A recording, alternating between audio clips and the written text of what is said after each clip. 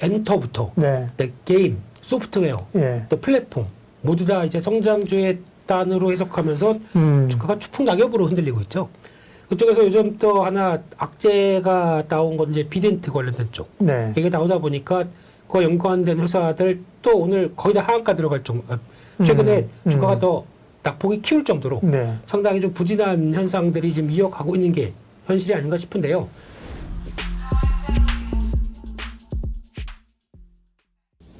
그러면 또 좀 기회가 오는 것이라는 생각도 들고 눈앞에 보이는 그런 호재성재는 안 보이고 그렇죠. 네이버 카카오는 그럼 이제 성장주는 돌파구가 없는 거예요? 상당 기간은 이제 접어둬야 되는 거예요?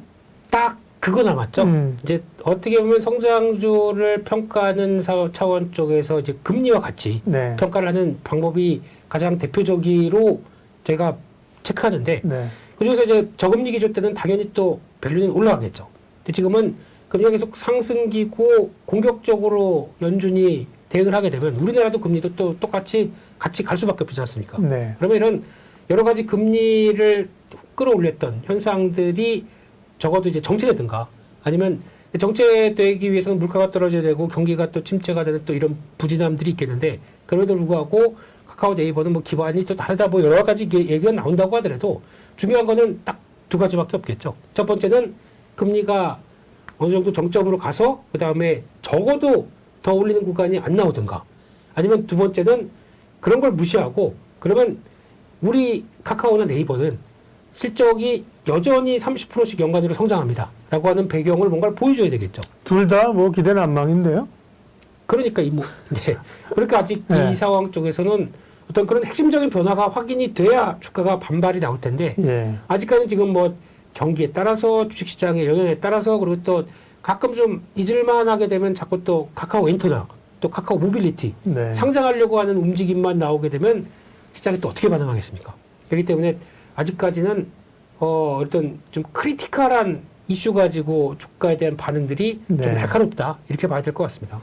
그러면 이제 올라온다고 하더라도 사실은 이제 반등 정도일 수밖에 없는 겁니다. 이것도 그죠? 그렇죠. 자동차도 얘기했지만 네. 추세를 논하기에는 뭐 성장률은 아직 멀었고요.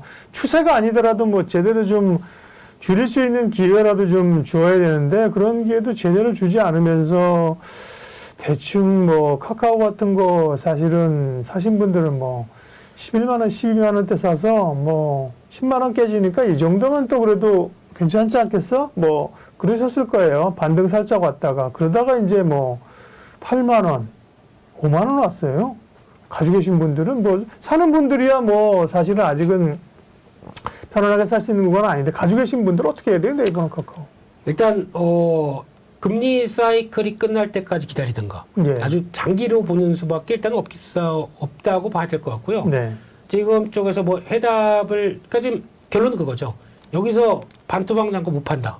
그러면은 또 시계열을 이제 장기로 갈 수밖에 없겠죠. 그러면 거기서 이제 저점에서 또 다시 추매를 해서 단가를 낮춰가지고 이제 빠져나올 수 있는 구간을 보는 이런 상황일 수밖에 없는데 그런 상황 쪽에서 일단 죄송하지만 이 시점에서는 저희가 대응을 아주 잘게 나눌 수밖에 없습니다. 그러니까 이렇게 많이 빠졌으니까 와 오늘 요즘 같은 경우 카카오가 뭐 5만 원대래. 그럼 이거 기다렸다가 잘 사서 10만 원대 나오게 되면 그게 어디냐라고 볼 수 있겠는데 10만 원에 대한 가치에 대한 평가가 상대적으로 바뀔 수밖에 없겠죠. 그래서 그렇게 되면은 나 이거 물 타야 되는데 5만 원대 지금 100주 갖고 있고 예전에 10만 원대 100주 갖고 있고 지금 5만 원대 100주를 사게 되면은 합치면 7만 5천 원대. 7만 5천 원이네. 네. 예. 이렇게 생각하는 거를 이거를 100주를 지금 당장 하시는 게 아니라 차라리 10주 사시고 차라리 또 주가 흐름 보면서 또 부진하다라고 해서 또 낙폭이 커진다 그러면 또 그럴 때 그냥 어차피 나는 나중에 빠져나올 거야 라는 생각 쪽에서 분할로 좀 잘게 대응해서 차라리 10번을 사시는 게 오히려 더 낫지 않나 생각이 드는데 아니면은 딴 거. 그러니까 저희도 뭐 네이버 카카오 얘기를 주제로 잡아서 얘기를 했습니다만 참 답답합니다. 그죠? 네. 네. 뭐 많이 빠졌지만 이 정도면 이제 뭐 하단 여기서 더 빠질 게 있냐. 이제부터 사자 이렇게 얘기하기도 참 어렵고 그죠? 네. 그렇죠. 어떻게 보면 자동차 부자도 이제 더 어려운 쪽이 이제 성장주 단이고요. 네이버 카카오는 그 정도 하고 여타 성장주도 마찬가지예요. 예를 들면 게임주라든지 게임주도 요즘 뭐 존재감 없고요. 메타버스 이런 거는 뭐 위지윅 사실 뭐 자이언트 스텝 이런 좋은 기업인데 보면 하루에 막 5% 8%막 이렇게 빠지더라고요. 그죠? 성장률은 뭐 다 비슷합니까? 흐름들이? 거기다 이제 뭐 엔터부터 네. 게임, 소프트웨어, 예. 또 플랫폼 모두 다 이제 성장주의 단으로 해석하면서 주가가 추풍 낙엽으로 흔들리고 있죠. 그쪽에서 요즘 또 하나 악재가 나온 건 이제 비덴트 관련된 쪽. 네. 이게 나오다 보니까 그와 연관된 회사들 또 오늘 거의 다 하한가 들어갈 정도.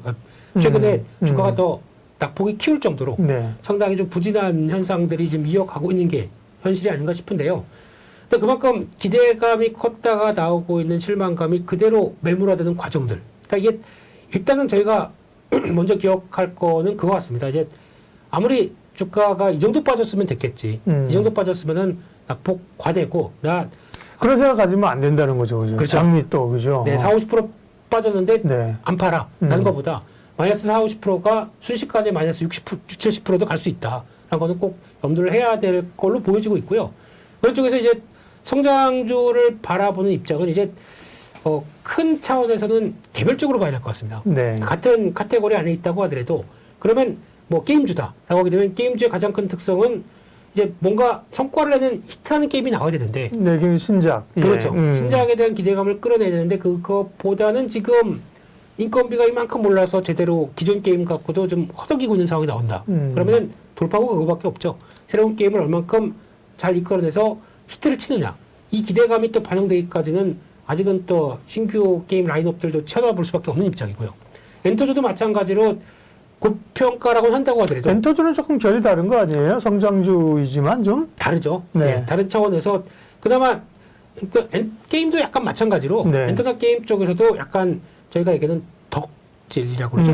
네. 덕후들. 덕후들 이런 쪽에서 다른 이쪽이 아무리 내가 지갑이 가벼워져도 내 취미고 여기서는 내가 좋아하는 거 그대로 유지하겠어. 라고 네. 하게 되면 뭐 인플레이션 쪽에서 그렇게 크게 영향을 좀 덜 받는 쪽이 나올 수도 있겠죠. 그게 지금 나오고 있는 뭐 케이팝의 아이돌들의 결과 아니면 게임주도 이제 앞서 뭐 종목들이나 회사마다 다르겠지만 성과를 내는 회사가 나오게 되면 그것도 언제 그랬냐는 듯이 반발 나올 수 있습니다. 네. 그런 쪽에서 아마 업체별로 또 엔터주 같은 경우도 또 차이가 나는 게 뭐 하이브라든가 하이브는 아직 해결되지 않은 게 BTS 군대 문제죠. 네. 이게 끝나면 저는 하이브는 바로 반응이 나올 것 같은데 그런 어떤 또 발목을 잡고 있는 것들이 끝나는 것들의 변화가 확인돼야 주가가 움직일 수 있다라고 하게 되면 지금 기점으로는 아직은 영향을 받고 있다. 한쪽에서 시장의 위축과 같이 들어오고 있는데 이게 끝나고 어느 정도 좀 마무리가 됐었을 때 누가 제일 빠르게 움직이겠느냐 이런 것도 한번 체크해야 될 것 같습니다. 네, 그러니까 성장률에 대해서 전반적으로 부담되는 건 사실인데 말씀하신 것처럼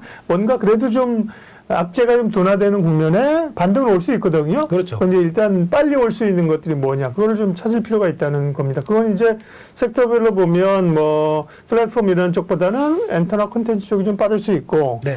뭐 게임 이런 것보다는. 근데 이제 그 안에서도 종목별로, 기업별로 이슈가 있는 걸로 좀 다룰 수 있다는 말씀입니다. 그렇습니다. 네. 네. 예, 오늘 주식 라이브 쇼 레몬리서치 김민수 대표님과 오랜만에 뭐 반도체 이야기, 자동차 이야기, 그 다음에 네카우 얘기했는데 시원한 게 없는데요? 무겁습니다. 오늘 오는 발걸음도 상당히 무거웠습니다. 네.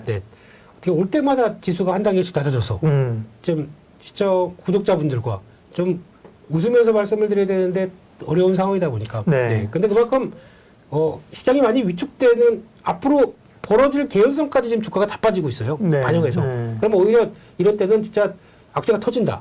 거기가 저점이 될 수 있거든요. 그렇기 때문에 많이 위축되고 힘듭니다. 근데 이럴 때일수록 그래도 좀 내 갖고 있는 종목이나 아니면 그만큼 많이 싸진 종목들 같은 경우는 기회가 될 수도 있기 때문에 이런 거 좀 공부하고 찾아보는 시간이 돼야 되지 않을까 생각합니다. 예, 어렵지만 마지막은 위안과 희망을 던져주시는 레몬리서치 김민수 대표님 함께했습니다.